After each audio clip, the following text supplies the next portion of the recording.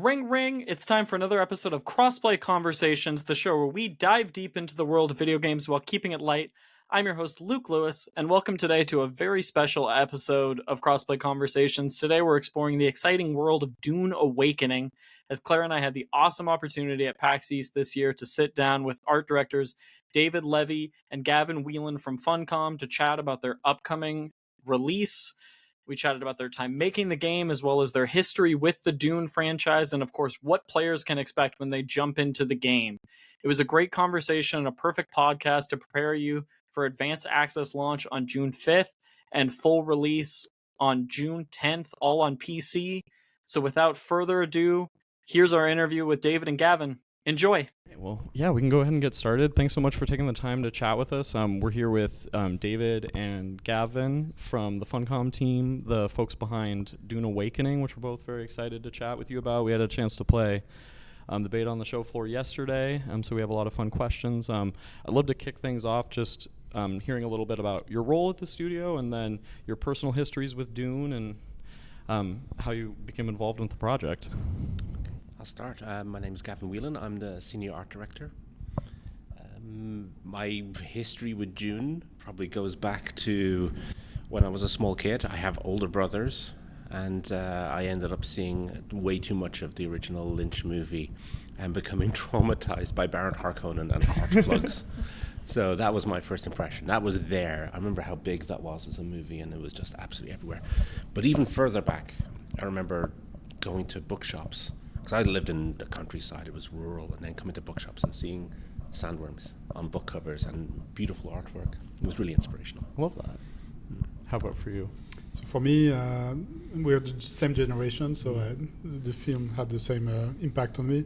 And my career has been really around sci-fi my entire life, whether I worked in the movie industry on Star Wars, Avatar, Amazing. And then the last project I worked on before I jumped at Funcom was Dune Prophecy. Oh wow! So it was kind of a very logical direct correlation. Exactly, to fall into that world. And so, but for me, coming from movies, I'm learning a lot about how MMOs are done and survival games are done, thanks to Gavin and his team. That's amazing. I'm curious, just kind of segueing from that, going on from film and television, and just like the iconic franchise of Dune. What was important to you when developing this vast open world and creating the video game? So really, it was understanding Gavin's vision was really key. And for that, the first thing that he told me right from the start was, I really want this planet to feel dangerous. I'm making sure that whatever we do visually, the planet feels very oppressive. The sun feels hot, so that you feel that every step you're taking may be your last. Whether because you have a sandworm behind you or because you're just running out of water. And so visually, it was very important for us, especially with the lighting team, to respect Gavin's vision and make sure that the place felt very dangerous during the day. Yeah. And then at night, it was kind of the opposite, where you felt actually more free, which is kind of unique in the game, where the night and day mean something for your gameplay. Sure. Yeah, definitely. I definitely felt that in the demo we played yesterday when the sun came out and I got under the shade. It was like, oh yeah, okay. This is rough. Yeah.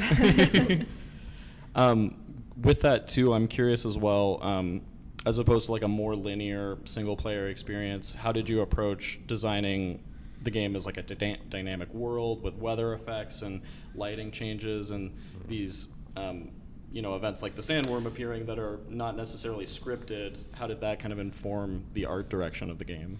Well, we always knew we needed to introduce the sandworm pretty early in the experience because it's the ever-present danger and it's the thing you don't want to encounter. Sure. You lose everything. You get eaten, that's it, and then you start with you're back in your underpants running around the desert and cooking slowly.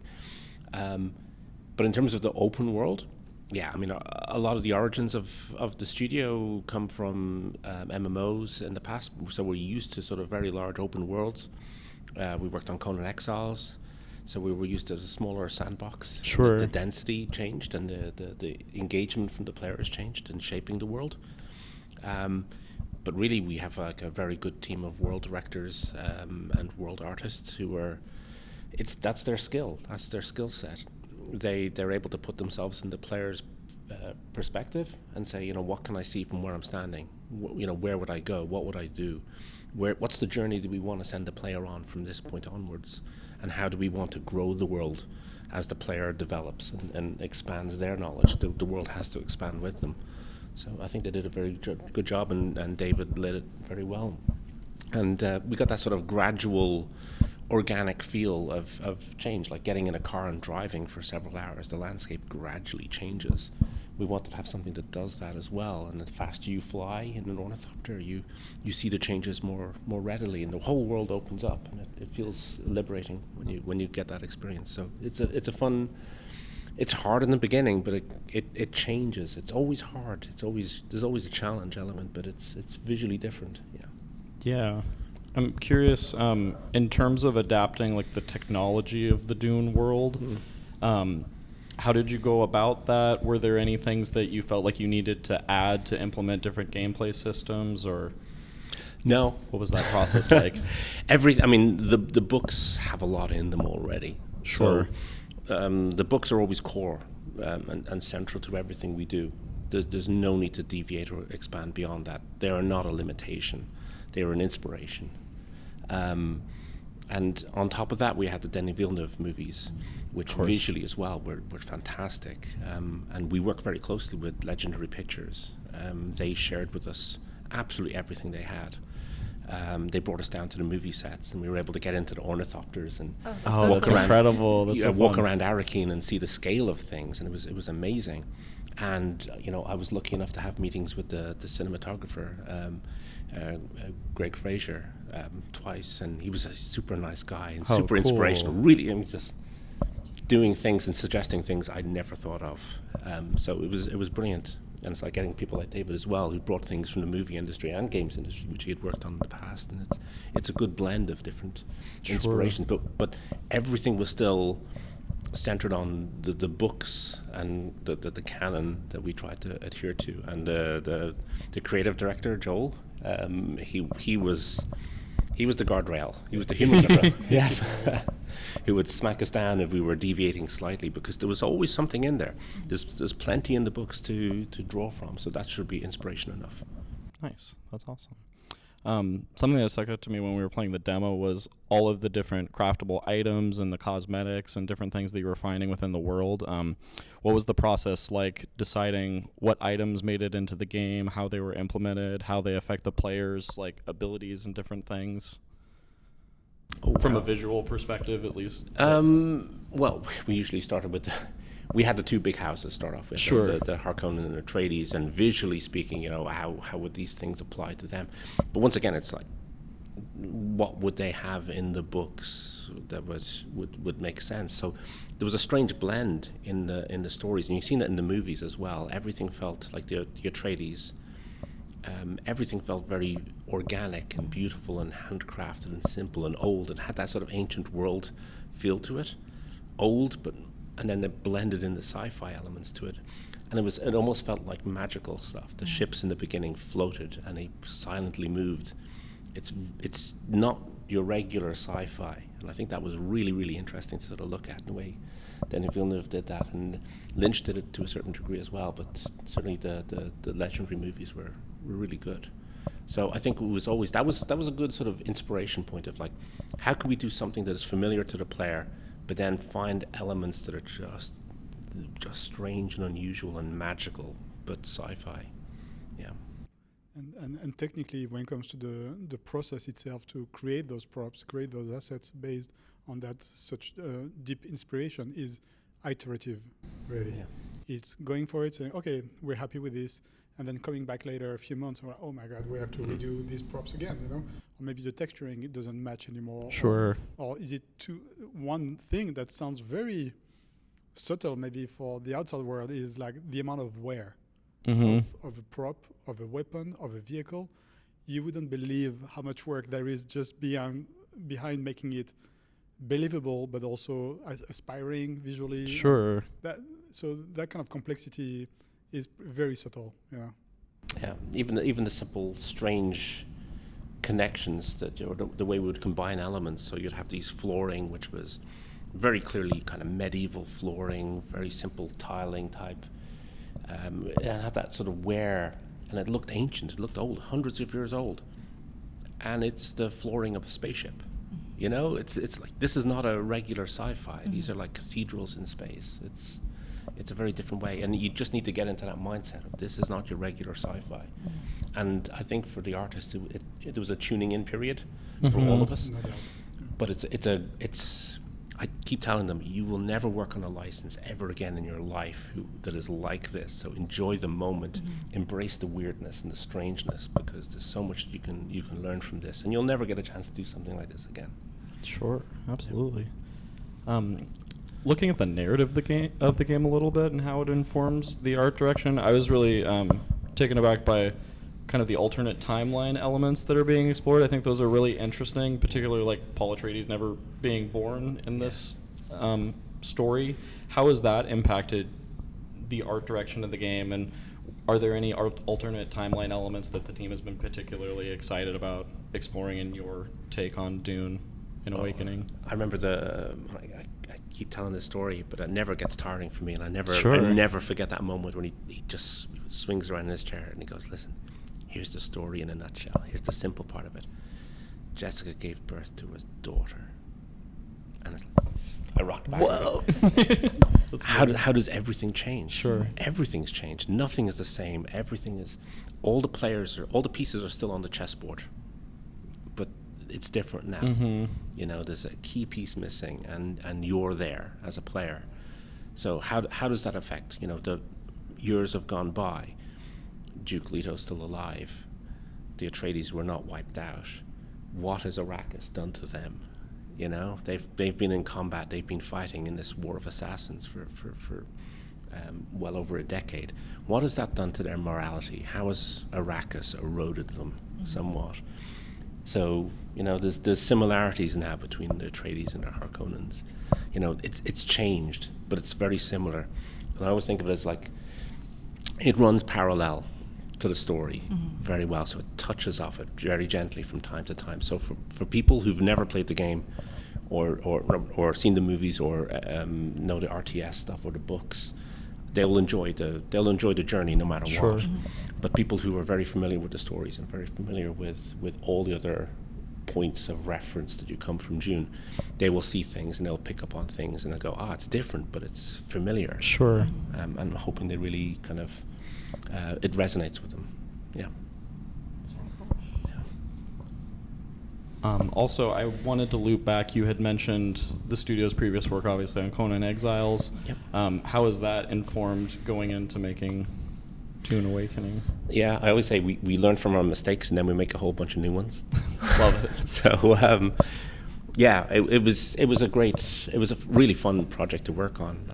I mean, we started with no idea of what we were doing. We had all the MMO experience that we had, but we were making a new genre of game for us, which was sandbox survival.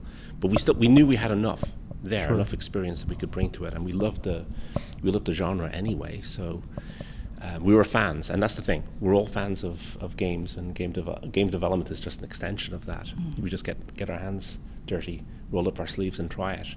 And that's what it is. You're talking about iterative process on art. It's very similar on iterative process on gameplay. It's trial and error.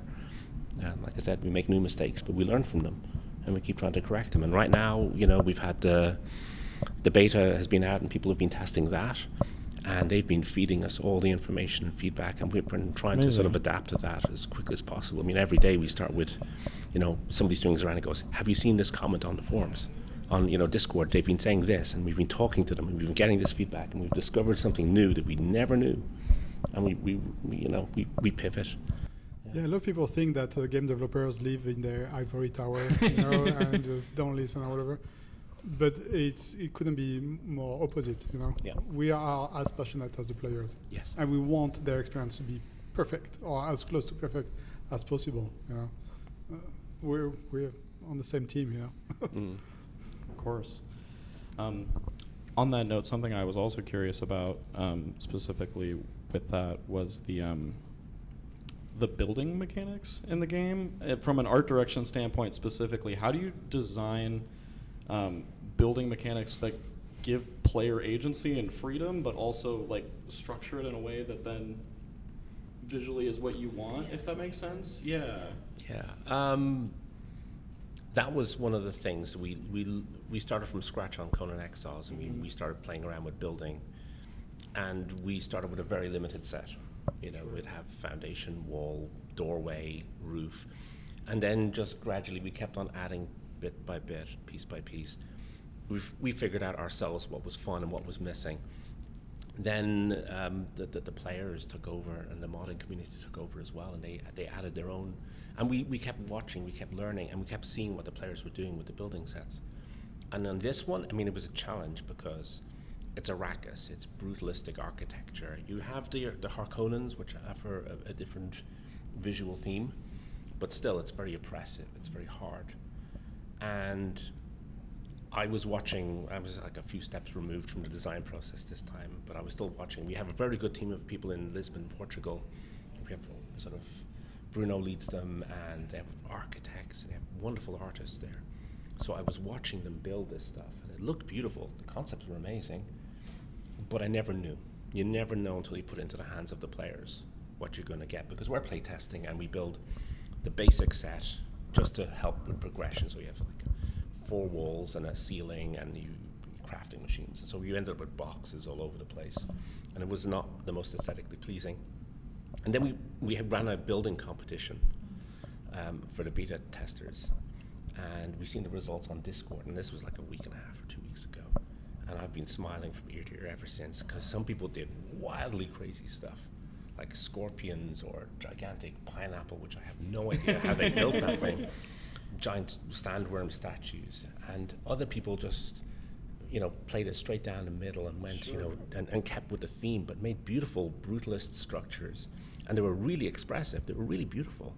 And I was just like, they get it. They really understand. Now they own it, and they're doing crazy stuff and really sort of thematically stuff. And that was exactly like Conan Exiles. You had people who were a role-playing community who really wanted to engage in the fantasy, and then there's other people who just made it their own and took it whatever way they wanted. Sure. Leading into a little over a month now before players fully get their hands on the game. It's a month from now. Yeah. Give or take. But what are you most excited for players to experience? And I guess going along with that, like what can players expect in terms of content right at launch, and then we can get into future plans and ideas and things. For me, the thing is the unexpected. Love to see that. what the players do with it. Sure. Because it's a sandbox.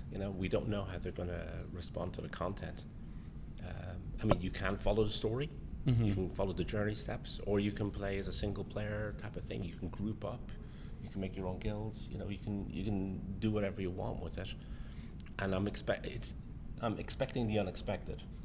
And I just have no idea. I agree. I mean, digesting the data for us is going to be, that's what we're the most excited about. Knowing, okay, where did they go? We have ways of analyzing data with maps and stuff like that, where we see where people spend most of their time, where they die, where they are able to build things, and this is gonna. We were talking about that. Is now it begins.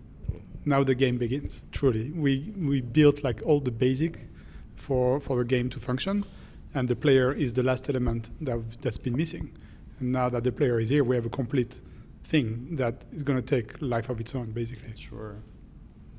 Building on your comments of creations beyond what you could have conceived players would come up with the pineapple and things like that, how does that type of feedback inform development going forward and for future content with the game? Oh, constantly. Sure. We're always looking and seeing what the players are doing to see how we should respond and either fix something that's broken.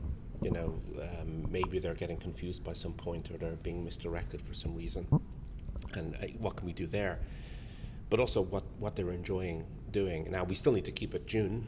We still need to keep it within there, and we have we're both working on post-launch content now, and we've got like 1.5 years of work ahead of us on lots of different stages of content release that we're working on. So we've got plans, and I think the narrative they go on for several years of big story arc that we've got to tell.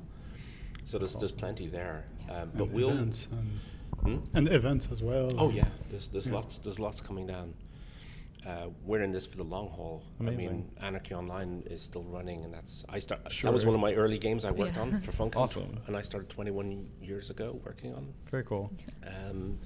So yeah, that's still going, and we learned a lot from that too. And you can still see some of the echoes of Rubica in what we did, because we were inspired by Dune as well when we were working on that game. It's the holy grail of sci-fi. So we're super. I feel like my career has come full circle again now. That's awesome. I love that. Yeah. I do have to get to one hard-hitting journalism question. Folks at home are going to want to know what's going on with the sandworms. Will we ever be able to ride the sandworms? What can you say about that without revealing too much, maybe? There's things which are central to Dune. There's iconic things, and the sandworm is part of that. Sure. This one here that people have seen in the beginning is the small sandworm. You know, we have the very large ones out in the deep desert, and they're Much larger. When I presented that to the VFX team, I was like, I need to get out of the building. I need to find my escape route. They know when I'm smiling, when I'm delivering them news, it's bad news. And it's going to be so hard. So animation, VFX, the environment team, there was so many people had to work hard on that one to get it working. But in terms of sandworm writing, it's how can we not do that? Sure. It's going to be a challenge. We know there's going to be technical limitations, but there's we break through those. We've tackled a few already. Quite a few things which we think, okay, this is impossible or impossible, and then we do it. Yeah, whether it's the code team or the art team or the VFX team and the animation team coming together and figuring problems, they seem to keep solving them. So I'm going to keep pushing my luck and writing them. I'm going to write a sandworm, but we have to make it meaningful. We have to make it good and entertaining. We don't want to sort of half-ass it and just, But we know there's going to be challenges. What's it going to look like? What's the camera position on the back of the worm? What's animation going to be like on it? What's the interaction with other players who are on the ground? You could really be a hard ass, sort of destroying people. On the ground. So how do we make this meaningful? How do we make it a good game experience? Ultimately fun. Yeah. Sure. Ultimately. Visceral. It needs to feel good. So yeah, that's something we're definitely got in our mind and we're working on. Yeah. I'm just checking in. We have like 3-4 minutes. Okay, amazing. I think we're wrapping up, but I'd love to just open up the floor a little bit. If there's any moment from development or big takeaway you had from the game that you would love to share with players leading into the release? For me, it was the early tests on the sandworm in the desert, because we've done small tests where you get out, you target, the worm targets you, it comes for you and attacks you. We knew that was working, but now we had to try it with a large number of people. So it's like, okay, everybody stop working. We're gonna start playing. We all want you to run across the desert, please. Let's see what happens. I made it to a little rocky outcrop, and I stood there and I watched the absolute carnage of several worms spawning, and people. I could hear people screaming in other parts of the building. Worms were going everywhere, bodies were flying, people were dying. It was a massacre, and I was laughing so hard. That was a fantastic, and that's kind of love that. When you hear the screams and you hear the laughter, you've done something funny. Absolutely. So, and I see it down on the floor as well. When we were setting up for the show, we just pulled people off the other stands to help set up, and there's a woman behind me screaming with the worm, and then I see people smiling when they're getting eaten by the worm. I was right there with them. They gave us the 5-minute warning, and then I had done my crafting missions, and then I just ran out in the middle of the desert to see if I could encounter a sandworm. So many people do that. Yeah. I didn't get close, but I heard in the distance. I was like, and it like inspires fear, which I think is really cool. Yeah, it's like, that thing is. It's still for us, by the way. Subtle sound and just the ominous. Yeah, visual cues and the lighting. How many times I've been out in the desert, I still hear that rumble. I'm like, oh no! Stand alert. Yeah. I have a look around. For sure. Yeah. How about for you, David? For me, I mean, it's funny. I get really, really excited about things that are mostly invisible for the player. It's for the longest time, we were encountering some technical difficulties in making sure that some of the dungeons were running at the right speed in terms of performance, but also looked astonishing, And we kept getting hitting hurdles, technical hurdles, and I was really kind of disheartened at some point. I cannot believe we cannot do this.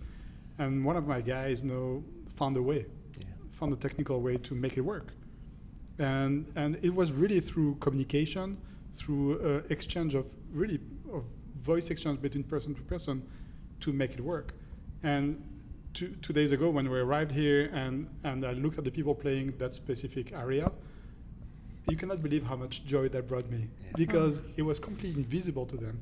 But the experience for them was a very fast, very beautiful visually experience that they have no idea of what the pain that has happened behind. Sure. So it's those moments that we keep forgetting as developers, but when we're there and we witness them, it makes all our life worth it. Sure, it's a payoff. I love that. That's awesome. Yeah. Well, amazing. Well, thank you both so much for your time. This was awesome. I know we're both super excited for June 10th. Our listeners are as well, but thank you again. This was great. Thank you. Awesome. Thanks so much for listening to this episode. Before we set our status 2 away until next time, I'm going to ask you to do 4 things for us. Please subscribe to our YouTube channel at Crossplay Convos to get the video version of our show. Give us a follow on BlueSky. Send this podcast to a friend because that's how people hear about podcasts. And leave us a review on your podcasting platform of choice. Until next time, we'll see you on Arrakis.